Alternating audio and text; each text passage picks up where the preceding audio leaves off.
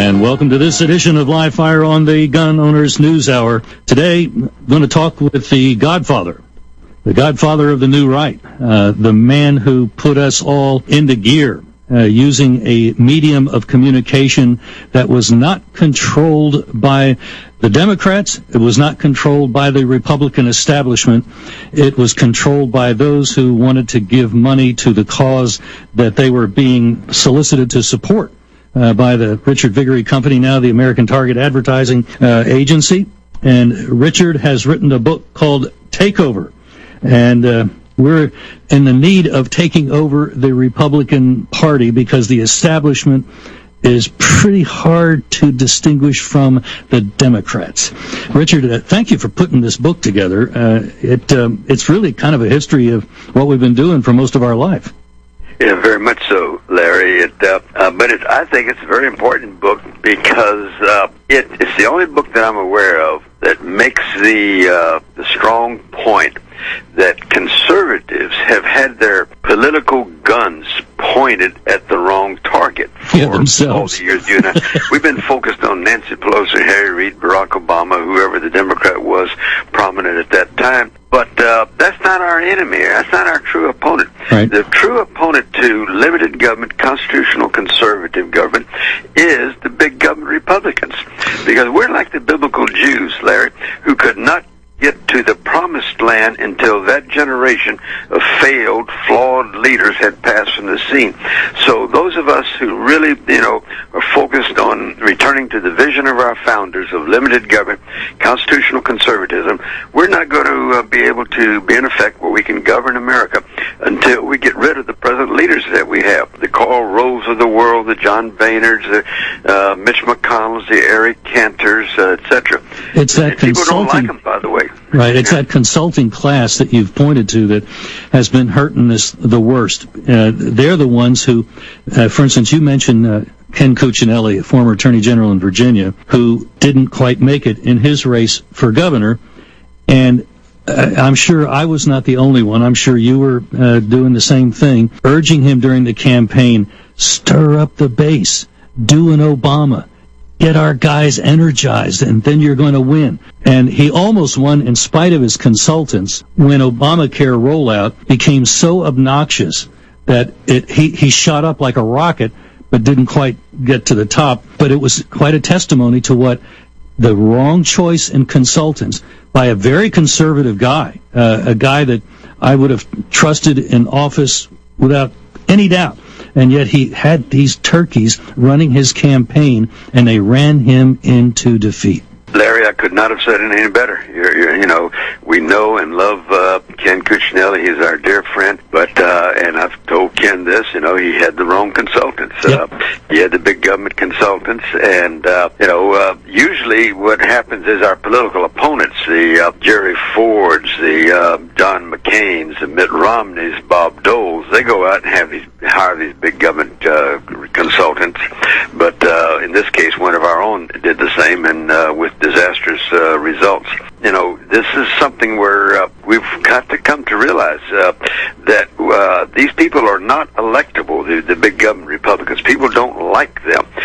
In your lifetime and my lifetime, Larry, which is a long time now, we've had only four big Republican victories. Each one of those victories was the face of the opposition to the Democrats was limited government constitutional conservatives. Ronald Reagan in 1980, 1984, Reagan's re-election, Gingrich's contract with America in 1994, and the 2010 Tea Party movement. And every time that the Bob Doles and the George H.W. Bushes, Boehnard, Eric Cantor, as long as they're the face of the opposition to the Democrats, voters don't like them, and they don't give them, a big victory. Now, of course, the argument the other side makes, the other side being the GOP establishment, makes is that, it's that your guys are not electable because of all those blankety-blank social issues, meaning guns and abortion. Well, the exact opposite is true. Just take one election, 1988, when George H.W. Bush was running for president to succeed Ronald Reagan. That was a heavy emphasis in that election on the social issues, prayer in school, and the crime issues, law and order, and he ran as a Ronald Reagan successor, as I recall. Exactly. And remember, George H.W. Bush accused his opponent, Dukakis, of being a card-carrying member of the ACLU. It was heavy prayer in school. All that was heavy emphasis on the social issues. 1992, and he runs for re-election, the social issues are nowhere to be seen because he's now declared himself a big government Republican, and he goes down to a terrible defeat, 38% of the vote for a sitting president. Read my lips on this tax increase, hey? Got that one? Yeah, exactly. Oh, by the way, the other thing that Georgie Porgy did was to ban the importation of AK-47s, and that was a real winner. I'm not even sure I can remember having voted for his reelection. Larry, I'm old enough to remember when the basis of the Republican vote was rested on two legs. We all know about Ronald Reagan's three legs of the stool and three legs of the Republican base, basically. But in the 1950s, 1960s, 1970s, it rested on two legs, which was national defense, and that really meant anti-communism, and the economic issues, lower taxes, balanced budget, less government. And a two-legged stool is not very sturdy, and that got us 40, 45, 47% of the vote, very seldom 51%. But when Ronald Reagan, working with our friends Jerry Falwell, Paul Weyrich, Howard Phillips, and others, reached out and brought the social conservatives into the conservative movement, into the Republican Party, all of a sudden conservatives, Republicans, began to get 51, 52, 53% of the vote. And we were winning elections regularly. Now, we're still not governing America, but we are doing far better than we were before the social voters came into the Republican Party. Now, in my opinion, Larry, we've added a fourth leg to that stool, and we're no longer sitting on a stool. It's actually a big table now, and that fourth leg is the Tea Party. And the Tea Party is different than the other wings of the movement there, such as economic conservatives. And people say, Larry, sometimes, well, how's the Tea Party different? They believe in less government, lower taxes, balanced budget. I say, yes, all that's true, but there's one critical difference, and that is this. When Reagan ran for president in 1976, he ran against the entire Republican establishment, the Ford wing of the party, the Nixon wing of the party, Rockefeller wing of the party. Remember, Rockefeller was vice president of the United States in 76. And he had a wonderful phrase. He said, we need new leadership unfettered by old ties and old relationship. Larry, too many of our friends at the national level and state level in the conservative movement became fettered to the Republican Party. They became an arm, an appendage of the Republican Party. The Tea Party is unfettered to the Republican Party. And that's why there is such alarm among the Republican establishment ranks about the Tea Party. I'm Larry Pratt of Gun Owners of America, and I want to invite you to join the Second Amendment movement with Gun Owners of America, the only no-compromise gun lobby in Washington. Take action by becoming a GOA member today by going to gunowners.org. Gun Owners members receive the GOA newsletter, fact sheets, alerts, certificates, and more. But there's more to joining GOA than just a list of member benefits. The united voice of GOA members has been successful in defeating restrictive legislation designed to disarm our population. GOA has helped to get strong constitutional members of Congress like Senator Ted Cruz elected. And with your help, GOA will continue to successfully defend the rights of gun owners in the courts. Participate in our efforts to restore and preserve the nation's right to keep and bear arms. All contributions to our lobbying efforts are used exclusively to support or oppose firearms legislation.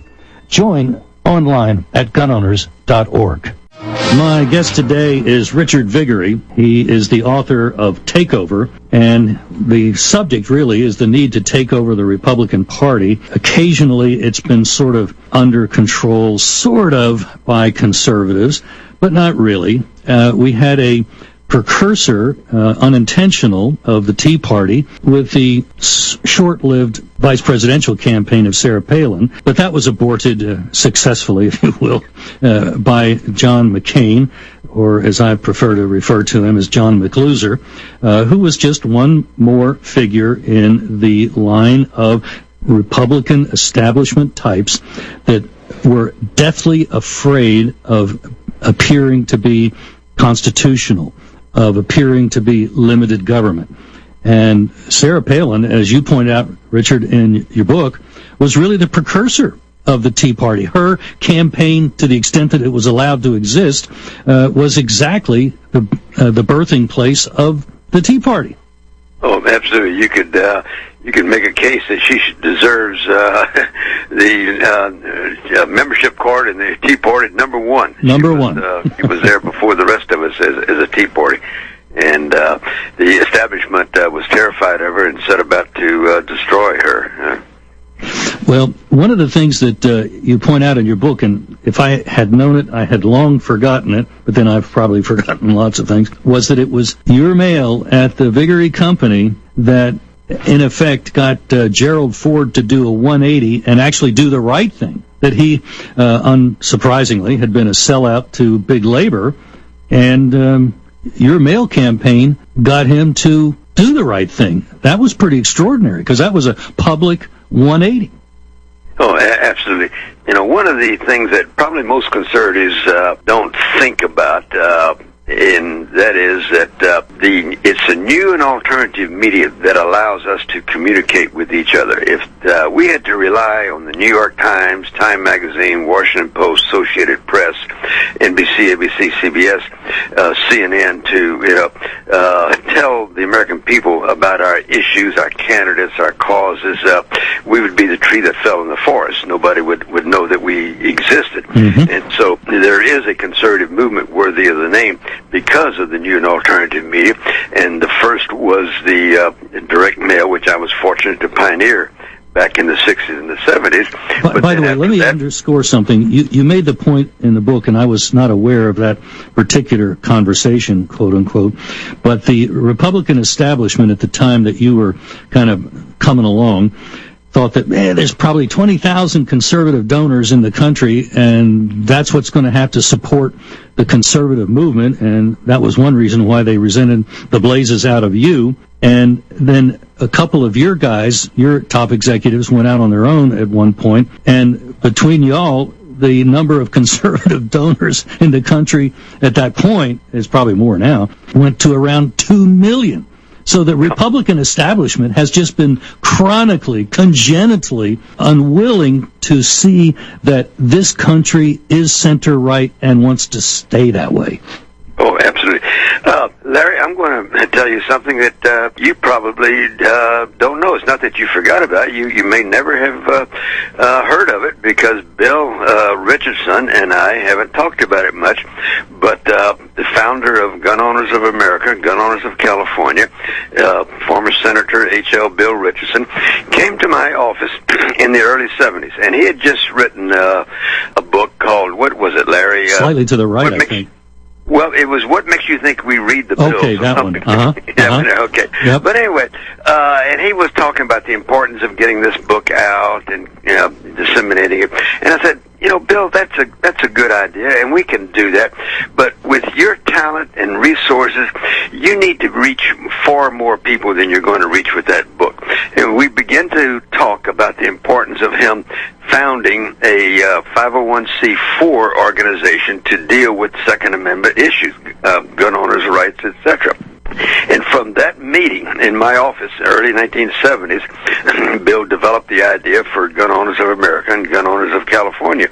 And again, the organization was funded, and the membership came in, etc., all through direct mail. I was not aware of that particular conversation. I knew that it was your mail that got Gun Owners of America up and running.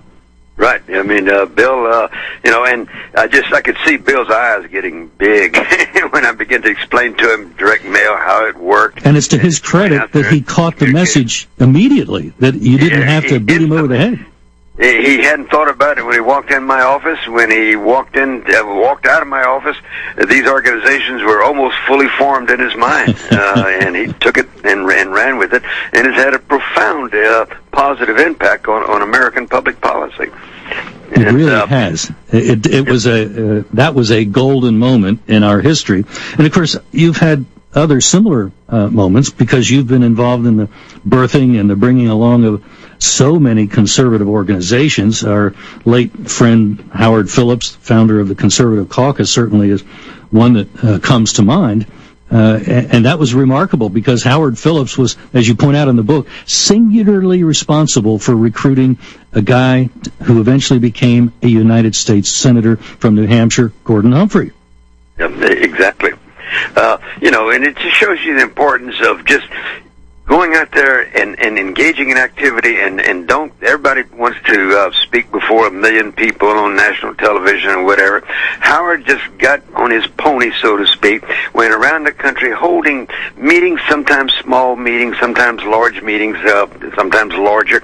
But he went to New Hampshire in 1977 and talked to 5 people. 5 people were in the room. One of them was a co-pilot for, then it was called Allegheny Airlines, right, which now became later U.S. Air. But in one of those, Gordon Humphrey, a co-pilot for Allegheny Airlines, happened to be not flying that day, and said, "Oh, you need a candidate for the U.S. Senate? Well, I'll be your candidate," and changed, New Hampshire politics for decades to come. And so the, one of the points I make in the book, Larry, is those people who are listening to us right now, the people who read the book Take Over, they are the leaders they've been waiting for. And don't think that the leader is going to come from somebody, the big captain of industry, or some famous talk show host or other person. We are the leaders we've been waiting for, and it's up to us to go out there and provide that leadership. And if we do that in a very short period of time, even though this is a 102-year civil war inside the Republican Party for control of the party, within the next 3 years, if we follow my advice and counsel in there, I am convinced that conservatives can take over the Republican Party, nominate in 2016 a limited government, constitutional conservatives, have them elected in November 2016, and be governing America in 2017. I quite agree. I think that the stimulus that, as you point out, kind of got the third leg of the Republican stool energized was Jimmy Carter, just as Barack Obama has energized the Tea Party movement, if you will. It was Jimmy Carter that energized evangelicals, and if I had known it, I had forgotten that it was his attack on churches by the IRS, are you listening, Mr. Obama, that kind of got folks up and all upset, and ended up by being a tremendous movement that became the new right. And you were the mailman for the new right. So we're talking with Richard Viguerie about his book Takeover, and we're going to be back shortly. Don't go away. Back again with Richard Viguerie talking about his book Takeover.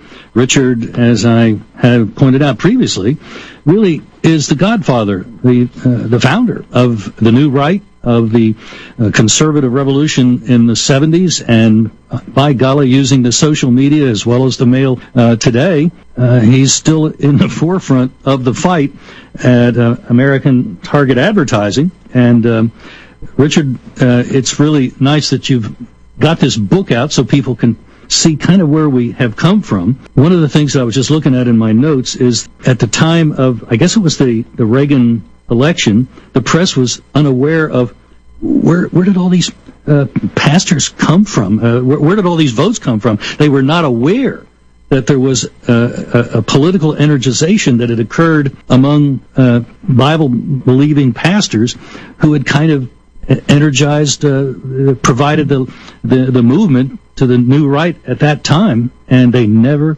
saw it coming because it was all in the mail, not in their newspapers. Exactly. It was, in other words, under the radar. Yep. And they dismissed the importance of the new and alternative media, and they're doing it again. I was just having a conversation a little before we started talking, Larry, with Tea Party leaders, and once again, the media is focused on how much money Tea Party people are putting into the elections, and they're missing the point that there are millions of people involved out there in the Tea Party cause, in conservative politics, and they're getting their news and information through direct mail, talk radio, the internet, and they just don't see that, that we are, a large movement gathering steam out there. They only judge things by how much money you've got. Let me make one other point before I forget, Larry. Before this last break, you made the observation about how Obama was causing people to get engaged politically and get active. And for the 53 years that I've been involved in conservative movement politics at the national level, periodically people ask me, Richard, is it too late? Can we turn things around, or have we gone too far down the road to socialism to ever reverse course? And I've always had one answer, and that answer is the only chance I see to save America is if things get real bad real quick. So once, twice, 3 times a day, Obama's going to do something to upset you, anger you, frustrate you, and that's okay. Take 30, maximum 40 seconds, get upset, throw something, whatever, then get down on your knees and thank God that he's President of the United States. Because of the excesses of Obama and the Democrats, Pelosi, Reid, etc., we have a chance to save America. It's the old story, Larry, as you know so well, about how do you cook a frog slowly, okay? Well, Obama has turned up that heat so much that Americans by the millions are jumping out of that pot, and they're lining up to... And by the way, McCain would have been slow cook. He'd have got us. Oh, absolutely, and same with Romney. We had a great victory, the biggest victory, congressional victory, that Republicans have had in 75, 80 years in 2010. Instead of that great victory, if McCain had been elected in 2008, we would have lost seats. We would have lost state legislative seats, governors, etc. I agree. So, that was the genius of Ronald Reagan. You've mentioned some of his shortcomings, and we probably don't have time to really get into too much of that, but the fact is he did understand the need to make those sharp contrasts, no pale pastels involved with his campaigning. Would the idiot run his domestic program the same way? But anyway, that's, I think, the ticket, and Obama has certainly given us the gift of contrast. It's just over the top the way this guy has gone, and perhaps the attack on that rancher out in Nevada is going to even recruit more people, because that was pretty ugly, and it shows that this government's willing to kill its own citizens. I don't know if you had heard, but former Sheriff Richard Mack pointed out that if it had not been for a deputy sheriff who went up and talked to the goons from the BLM, they probably would have shot the cowboys that are riding in to release the herd from the corral. They were ready to do it, prepared to do it, and it was the deputy that asked them a very key question. Are you willing to be known as the ones who shot unarmed men and women in the United States? And that I think was a seminal moment, just like Bunker Hill. Well, Bunkerville, I think, is going to be one of the goalposts of our history. No, things are moving towards a climax here, where the excesses of the Obama administration, and we're reading about them, hearing about them daily, where there's going to be one spark, and it could be the Bundy Ranch standoff or some other event with the EPA, the IRS, the NSA, where they just, that spark turns into a roaring flame, and the American people finally stand up and say enough is enough. And they just and Larry, conservatives never win elections, by the way, unless they are nationalized, and that's, you were referring to that there. And we don't win all nationalized elections. We did in 1964 Goldwater defeat, it was nationalized, but we never win unless they are nationalized. And so that's the importance of principled limited government. And I think you made a good point about Goldwater, is that part of his defeat stemmed from his personality, where when you get an avuncular candidate, that how can you not like a Ronald Reagan, boom, you win with landslides. when you get a nice guy pushing a clearly conservative agenda. And that's what I see in some of the leaders that we've got in the Senate right now, and you've pointed to him. We had Jim DeMint. Now he's heading up the Heritage Foundation, which is a substantial upgrade. That was wonderful that they chose him. But you've got still Senators Cruz, Lee, and Paul, who are all willing to go to the mat and fight for their principles, and I think that's what's got people their hopes up again. Oh, exactly, Larry. I've said for 50 years that conservatives need lots of things, but there's one thing that we've needed as long as I've been in politics, far more than anything else. It's so important that, in my opinion, nothing's in second, third, fourth place. Yes, we need more organizations. We need more candidates. We need more elected officials, more organizations, more books, publications. But the number one thing that we've needed all these years is leadership. And for the first time now, we are seeing new, mostly young, attractive leaders. You mentioned Jim DeMint.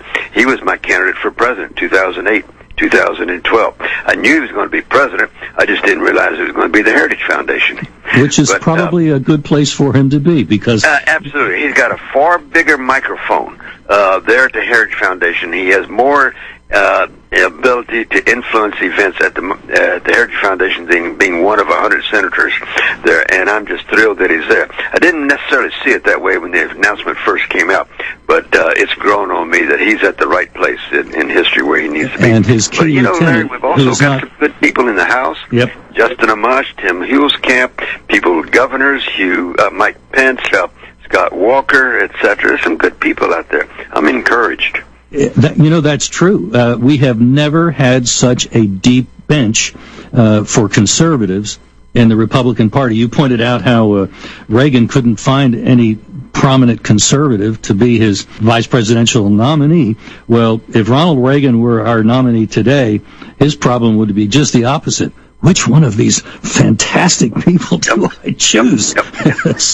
Absolutely. No, we need more, but we've got a stronger bench than any time in the 50 years. Absolutely. Talking about Goldwater in the big disaster, George Wilp said that actually Goldwater won the 1964 election. It just took 16 years to count the ballots, which means 1980 when Reagan won, because Goldwater launched a movement, and he ran for president, announced for president January 1964, knowing he would never be president of the United States. But he did it for the very noble reason of launching the conservative movement. And it did have that effect. And so we're all the beneficiaries of that to this day. And founder of Gun Owners of America, Gun Owners of California, Bill Richardson, and I are both second-generation conservatives. And most of, not entirely, but most of the major conservative organizations today, Larry, were founded by second-generation conservatives. Ed Fuller to the Heritage Foundation, Paul Weyrich, Howard Phillips, Jerry Falwell. It goes on and on and on. These were major organizations that came out of the second-generation conservatives. And this generation that you're pointing to was willing to fight, and that was something that the old conservatives, as you pointed out, just didn't have in them. My guest today is Richard Viguerie, really one of the founders of where we are today, of the conservative movement being organized, being able to use alternative media, at that time primarily direct mail. It was something that the old guard never saw, didn't realize what had hit them until long after it had hit them. And Richard, it's kind of off the main subject that we're talking about, but you mentioned something in your book that was so tender that I just, I've got a big old heart in my notes here. I wanted to make sure that I mentioned it, that there were parents with handicapped children that would come to see Sarah Palin just because she didn't run away from her son Trig, who was mentally handicapped, but she was unashamed of him, and he was not hidden away. And they would come out of respect and have their handicapped kids see a lady, prominent lady, with a handicapped child of her own. That really almost chokes me up even now. Oh, yeah, no, this is a lady who obviously doesn't just talk talk, she walks the walk, and she's so admirable in so many ways. And I hope she finds a way to be more prominent on the national scene, because we need her leadership very much. Absolutely. She is clearly the real deal, and that's, of course, why she was so pilloried by the establishment media and by the Republican establishment. And as you point out in the book, John McCluser didn't realize what he had. My guess is that all he heard was, oh, Senator Maverick, there's this Maverick governor up in Alaska. And my guess is he assumed that she was just as phony as he is. And so with that Maverick title, oh, two Mavericks running together, he didn't realize that she really was a Maverick. She'd even put Republicans in jail for fraud that they'd been involved in up in Alaska. Exactly. He was a principled constitutional conservative. You know, talking about Sarah Palin just caused me to remember something, Larry. Oh, I forget now, maybe 4 or 5 years ago, there was talk that Rush Limbaugh was entertaining the idea of becoming part of a syndicate to buy the St. Louis professional football team. Right. And he was interested in that. And he had been invited to participate. And the roof fell in on him. Every establishment person in the country came down and just thought that was an outrage that Rush Limbaugh would be a part owner of a National Football League team. And after the smoke cleared and Rush, not to be a distraction, withdrew, himself from being considered to be a part owner. And he had a brilliant take on why the roof fell in on him. And it was this, he said. It wasn't about the St. Louis Rams. It wasn't about the NFL. It wasn't about me. It was about making sure that no conservative is ever allowed to go mainstream. You can be out there like a Jesse Helms, a Jim DeMint, Rush Limbaugh, Mark Levin. But we're not going to put you on the Republican National Committee. Exactly. We're not going to let you be seen as mainstream. We will identify you as being fringe. You're off to the side here. But if you look like you're going to go mainstream, like being Vice President of the United States, wow, we've got to stop that. And so they'll tolerate us, but they want to make sure they've branded us as being fringe extremists. And whenever one of our people raises their head to where they could go mainstream, they try to knock us down as quick as possible, which they did with Sarah. Which they did, and of course the McCain staff was only too happy to accommodate, because when they realized what they had, they were scared to death, scared as the people that were knocking her down. So, and Larry, remember who those people are that you're just describing. Those are the big government Republican consultants. Rove. Those who have destroyed the Republican Party more than any other probably group. And when Karl Rove is introduced by some really good people as the architect, in my mind, I finished the sentence by saying, yes, the architect of defeat. Oh, absolutely, Larry. In my lifetime, the Republicans have had 4 big victories. I think I said this earlier. Yep. And the face of the opposition is always limited government constitutional conservatives. Whenever people see Karl Rove, George H.W. Bush, George W. Bush, Boehner, Mitch McConnell, Eric Cantor, they reject those people. They don't like them. And you're right, he is the architect of defeat. And as long as he's the face of the opposition to Democrats, Republicans are going to be at the back of the bus. They're not going to be driving anything. I liked your point about one of the things that we can do is to make sure that the next Republican candidate for president insist, if there be any debates at all, that there be people like Brent Baer or somebody who's an actual reporter, Cheryl Atkinson perhaps, people of that stripe that are asking the questions, and not simply a bunch of liberals who are asking, when did you stop beating your wife type questions. Yeah. And that I think Republicans lost the election in 2012 when they debated, and early in 2012 ABC, George Stephanopoulos, and he spent a lot of time pushing and pressing Mitt Romney on birth control. Probably something that Romney hadn't thought about for 100 years. I mean, it's exactly. So, the idea of having your enemies, not your opponents, your enemies, in charge of getting your message out there is crazy. And only a big government Republican would be so dumb to do that. But the book, Larry, is not only important for the history of this big battle inside the Republican Party, and it's the only book that does give the history there, but it's also, I think, important because it charts a path forward. And if you want to chart a path forward, you need to understand where we've come from, where we are now, and I've got very detailed plans in there of how we can, in 3 years, take over the Republican Party and be governing America. It's just, I can see it so clearly in my eyes, and we're so close. We're like Charlie Brown. We have been fooled so many times over the years, but I think we are entirely possible if we work hard and we remember James Carville's advice to Democrats, who in 1992 told Democrats, "Is the economy stupid? Is the economy stupid?" I say to conservatives, "It's the primary stupid. It's the primary stupid." Right. And if we focus on the primaries, as important as one's coming up here almost every other day here in the month of May, we can take over this Republican Party and be governing America soon. And it was out of primaries and or convention systems that we got Ted Cruz, that we got Rand Paul, that we got Mike Lee. They were the ones that whooped the establishment. It can be done. It has been done. And they have been some of the most articulate leaders that the conservative movement has in our time. And it would not have happened had it not been beating the establishment in the primaries and or conventions. Very much so. And as good as these candidates are, they cannot do it single-handedly.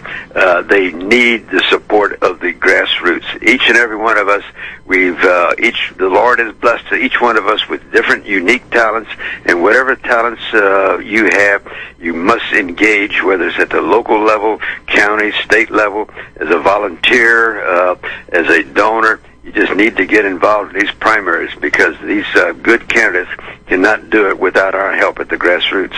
And if we're part of a local Republican Party, we can, if there are enough of us at that particular unit, we can control the purse strings. We can control what kind of operation they have and whether they're going to sub-rose under the radar work against a conservative candidate or actually support a conservative candidate. So our being involved can make that kind of difference. Oh, absolutely. I make a point in the book there talking about there's a plan in there by a lawyer from Arizona that stresses on taking over the Republican Party. And our friend Phyllis Schlafly says the precinct chairman is the most important political job in America. And if we just focus on taking over the Republican Party at the local level, then that leads to the county, the state, and the national. It's really not rocket science, but it does take a commitment. We have to make a decision to do what you're talking about and to go out there and anybody has any trouble figuring out how to get involved in the Republican Party, hey, either one of us will be glad to help them out and point the way, but that's really the bottom line. The Bill of Rights protects every American's God-given right to keep and bear arms. Now that right is being seriously undermined as legally registered rifles are being confiscated in some parts of our country. If we're not careful, we may find ourselves with no right to own guns, and that's where Gun Owners of America comes in. Gun Owners of America is in Washington every day fighting for you to keep that right. Congressman Ron Paul has called GOA the only no-compromise gun lobby in Washington. You need to be part of this great grassroots group of activists who are keeping the heat on their members of Congress. Find out right now how you can join. Call 888-886-GUNS and get started receiving their fact-filled newsletters and action alerts. Call 888-886-GUNS or go to their webpage at gunowners.org and help make your voice heard in Washington. Make that call right now and call Gun Owners of America at 888-886-GUNS. Remember, it's not just about gun control, it's about control.